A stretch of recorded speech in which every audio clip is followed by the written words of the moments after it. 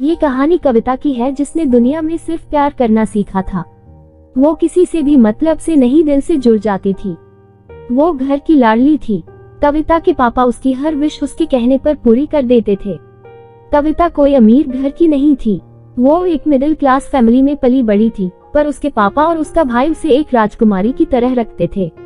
कविता पढ़ने में होशियार थी। स्कूल की पढ़ाई पूरी करके वो कॉलेज गई।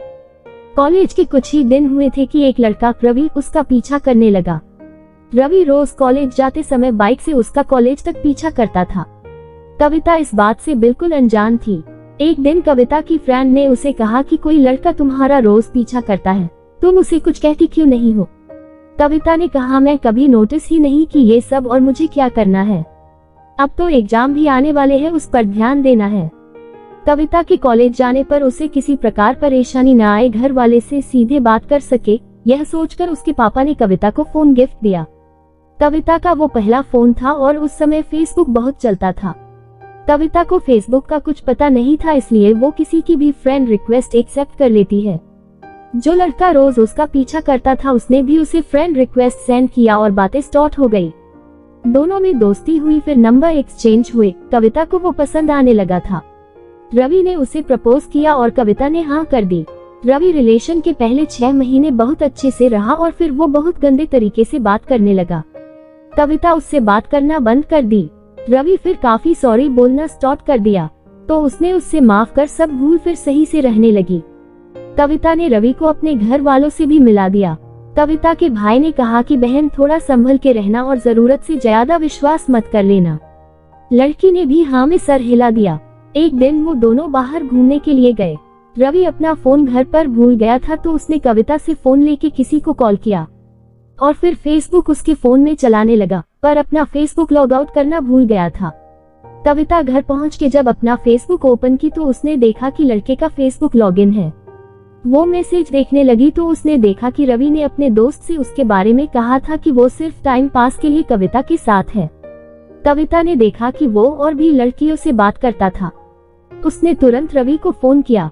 इस पर रवि बोला कि वो सब मजाक में बोला था और लड़कियां सिर्फ उसकी दोस्त है और कुछ नहीं, फिर भी सॉरी, तुम्हें बुरा लगा। कविता उसकी बात मान गई। उस दिन के बाद से उस कविता ने उसका फेसबुक कभी नहीं चलाया।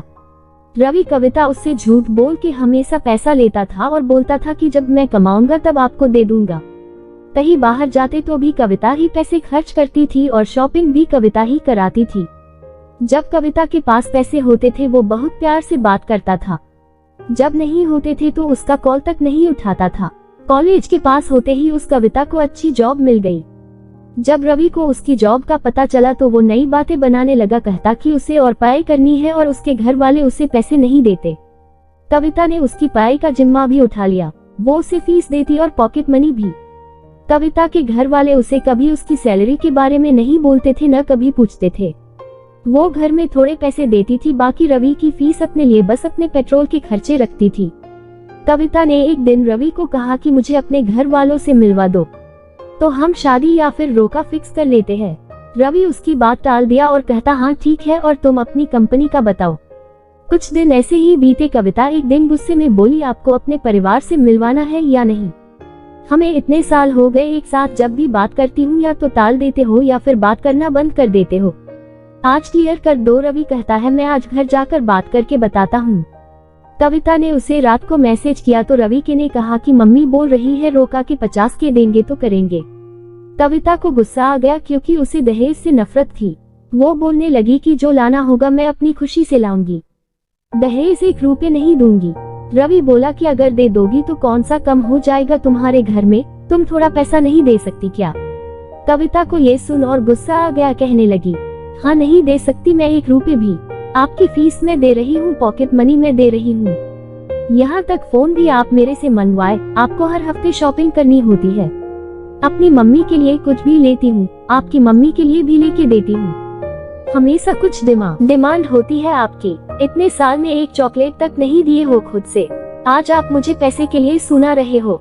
आज से मैं आपको या आपके घर के लिए कुछ भी नहीं दूंगी। कविता गुस्से में फोन रख देती है। कुछ दिन वो दोनों बात नहीं करते हैं।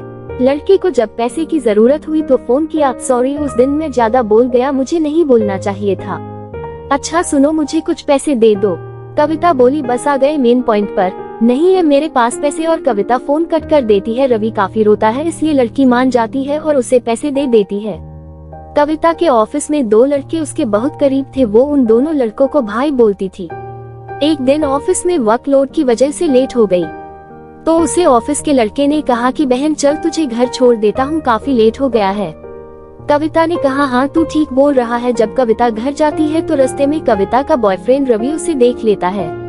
रवि ने कविता को रोककर बहुत बुरा भला कहा, बोलता है कि तू अपने यार के साथ इतनी रात को घूम रही है। कविता बहुत समझाती रही कि वो मेरा भाई है, भाई बहन के रिश्ते को गलत मत बोलो, पर वो बहुत गंदी बातें बोलता रहा। कविता जब ऑफिस जाती तो रवि उसे रास्ते में सबके सामने चिल्ला कर बोलता है कि जीन्स पहन के किसको इम्प्रेस करने जा रही है, मैं काफी नहीं हूँ क्या। लड़की के मामले में उसकी सोच बहुत गंदी थी। लड़की बाल खोल के घूमती तो भी उसे बहुत कुछ बोलता था। लड़की उसकी सोच से तंग आ चुकी थी। रवि को जब पैसे चाहिए होते थे तो रोना धोना करके पैसे ले लेता था। फिर वही गंदी बातें, गंदी सोच, वो कभी कभी कविता पर हाथ भी उठा देता था। एक दिन कविता गलती से रवि का फेसबुक ओपन करती है तो देखती है कि वो बहुत सी लड़कियों को आई लव यू बोल चुका है। वो इतने सालों से सिर्फ धोखा दे रहा है। वो कई लड़कियों के साथ सो भी चुका था। रवि कभी अपने घर शादी एवं कविता के बारे में बताया ही नहीं था, सिर्फ उससे वो 50 के लेना चाहता था। वो हमेशा से उससे झूठ ही बोला। वो फीस के पैसे से अयासी करता था। घर वालों से फीस के पैसे लेके कॉलेज में देता था। उसने अपने दोस्त को ये भी बोला था कि मैं कविता को पैसों के लिए प्यार करता हूँ, वो चली गई तो मेरे खर्चे का क्या होगा। कविता ये सब देख के टूट सी गई। उसने रवि को जब ये सब पूछा तो कहता मैं लड़का हूँ, मैं कुछ भी कर सकता हूँ। लड़की बोली ठीक है फिर आज से सब खत्म। इस पर रवि उसे धोखा देता गया, उसे और भी टॉर्चर करने लगा। उसकी आजादी तक उससे छीन लिया, उसका फोन चेक करता था, उसकी हर एक का पासवर्ड तक ले लिया। एक दिन लड़की अपने घर के एक किनारे बैठे के रो रही थी। उसकी मम्मी ने उसकी ये हालत देख उससे कसम दी कि सब कुछ बोलने को बोली। उसने अपनी मम्मी को सब कुछ बता दी। उसकी मम्मी ने उसके बॉयफ्रेंड को घर बुलाया। कविता के पापा भी अपनी बेटी की ऐसी हालत देखकर उस रवि को खींच के थप्पड़ मारा और कहा आज तक मैं अपनी बेटी से ऊंची आवाज में बात तक नहीं किया। तूने मेरी बेटी हाथ लगाया, उसे परेशान किया, उसके पैसों से अपनी अय्याशी की। अगर आज के बाद इसके आसपास भी देखा तो पुलिस थाने में बात होगा। लड़की के पिता ने यह सारी बात लड़के के परिवार वालों को बताया, जिस पर लड़के के पिता ने उस लड़की और उनके पिताजी से माफी मांगी और फिर अपने बेटे को बहुत डांटा और मारा भी। इस तरह यह फेक लव स्टोरी खत्म हुआ। लड़की अब वहाँ नहीं रहना चाहती थी, इसलिए उसके पापा उसे लेकर दूसरे शहर में शिफ्ट हो गए। लड़की को थोड़ा समय लगा पर वो अपनी जिंदगी पहले जैसी जीने लगी। निष्कर्ष, इस कहानी को लिखने का उद्देश्य सिर्फ इतना सा है कि अगर आप लड़की हैं और एक अच्छी नेक दिल इंसान हैं, तो इसका यह मतलब नहीं है कि बाकी लोग भी अच्छे होंगे। आपको यह समझना होगा कि यह मतलब की दुनिया है। यहाँ आपके माता पिता के अलावा आपका कोई सागा नहीं है।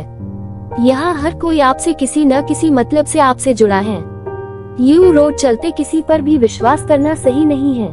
अगर कोई आपसे जरूरत से ज्यादा आपका फायदा उठा रहा है, आपका इस्तेमाल अपने मतलब के लिए कर रहा है या रही है, आपको ऐसे रिश्तों से आज से ही दूरी बनाना शुरू कर देना चाहिए। चाहे हो प्यार हो, दोस्ती हो, फिर कोई आपके अपने सगे रिश्तेदार।